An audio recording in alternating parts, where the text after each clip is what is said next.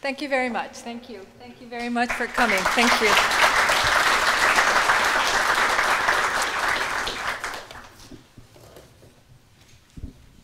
Welcome, everyone. Your Excellency, Ambassador Mohammad Salim Al-Taharti, the Dean of the Diplomatic Corps, Excellencies, ladies and gentlemen, it is indeed a great honor for me to welcome you to the official residence of the Foreign Minister. I live up there in the small apartment, but this is a space where we hold these diplomatic events. And I have to tell you that I've been wanting to host this reception from day one since I became Foreign Minister. But as you know, it's been a very busy 10 months. And I think the 10 months of hard work has really paid off with a wonderful South-North Korean summit last Friday. So in a way, it comes very late, but perfect timing, because this is then our opportunity to brief you on the outcome of the Inter-Korean Summit just south of the Panmunjom last week. And by all accounts, the day's events and the outcome was much more fruitful and fulsome than many of us had expected. So I'm very happy to have this opportunity to brief you. And our special representative for Korean Peninsula Affairs, Mr. Lee Do-hun, will give you a short presentation, and we will field any questions and comments that you might have about that. But before we get to that, I'd just like to share with you some observations about where we are at this point.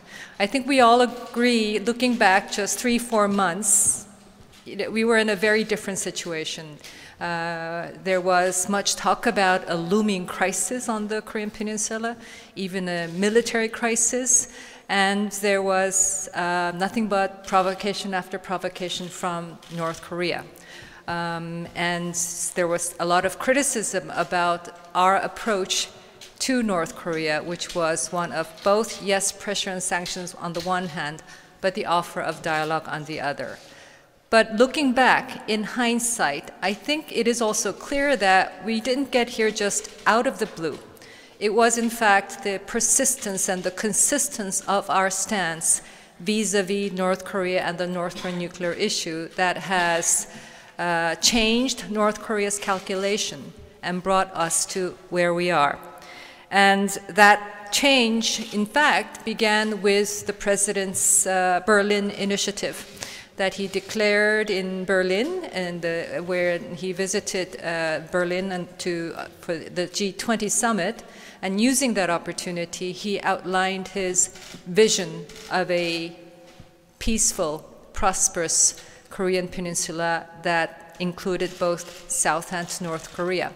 And if you recall, the key elements of that initiative is that all we want is peace.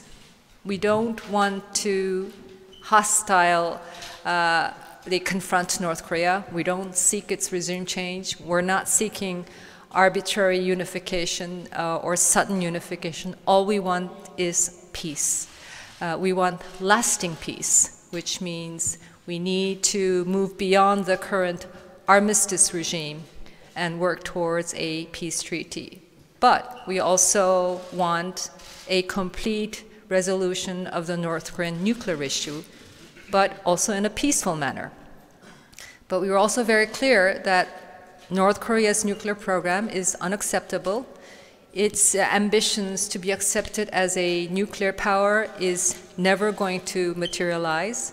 And if they continue on this road and provoke, those provocations will only be met by further pressure and sanctions. But if they change course, and this was the critical point of the message that I think changed North Korea's calculation. If they change course, we stand ready to engage and to work together towards a better future. And that better future includes a new economic vision for the Korean Peninsula, where both South and North Korea participate and contribute. And toward this end, we need to restart South-North dialogue. This was broadly his Berlin initiative, and as immediate measures, he invited North Korea to come to the Pyeongchang Olympics and Paralympics, and he asked that we immediately address the humanitarian issue of the separated families. And that message has not altered from those key points since then.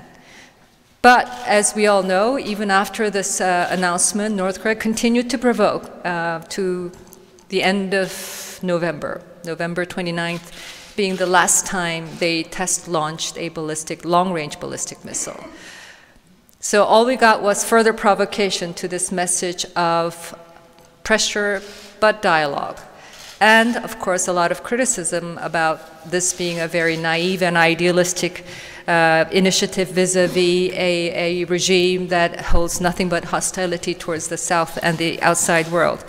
But I think the messaging, the persistent and consistent message, proved that it was starting to work when we saw the Mr. Kim's New Year message at the beginning of the year, where he said he wants to restart South-North dialogue, and North Korea will be coming to the Olympics.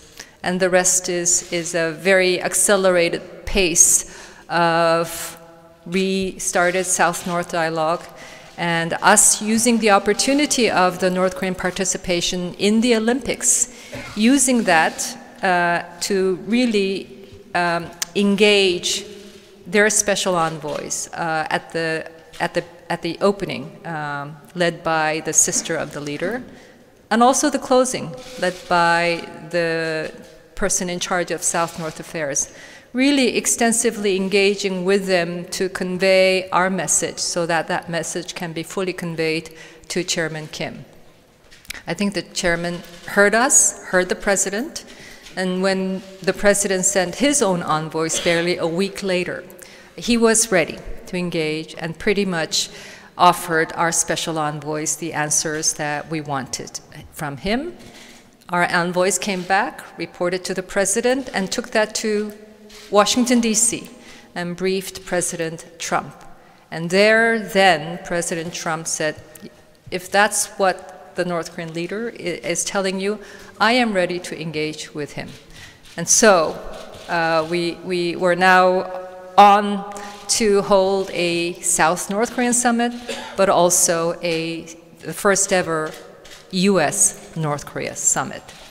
So I think the South-North summit has taken place, and to be just there on the site where this was happening, and I'm sure many of you watched the live broadcast on television, every moment had such great deal of symbolism. And from the first handshake to the two leaders talking very privately, sitting on a bench and on a bridge, away from everybody, and all you could hear was the birds chirping as the two leaders were talking. And to the final joint announcement of the Panmunjom statement was a remarkable day. And beyond the symbolism, the quality of the dialogue and the product, the Panmunjom Declaration, I think, is a proof in itself that it was indeed a historic engagement. Now, the next stage, which is the U.S.-North Korea summit. And of course here, we want very much the success, the outcome of the South-North summit to lead into the U.S.-North Korea summit. The place and the timing of that yet to be announced, but we're hoping that that will be coming very shortly. But we very much expect the U.S. and North Korean leaders to put everything on the table. Foremost, the nuclear issue, and come up with an agreement that provides a fundamental solution, a peaceful, fundamental, complete solution to the North Korean nuclear issue, and also a way forward for lasting peace here on the Korean Peninsula. So that's where we are. I have to thank everyone for the tremendous amount of support that the South-North Summit has received from around the globe. I think we're still counting. We have about 90 statements of welcome and congratulations from governments, some 25 at heads of government and state level, and they continue to keep in. And that's encourages us even more to work closely with the U.S. for a successful U.S.-North Korea summit. But the war, I think the work doesn't end there. The nuts and bolts work of implementing the agreement that comes out will require another level of diplomatic engagement all around.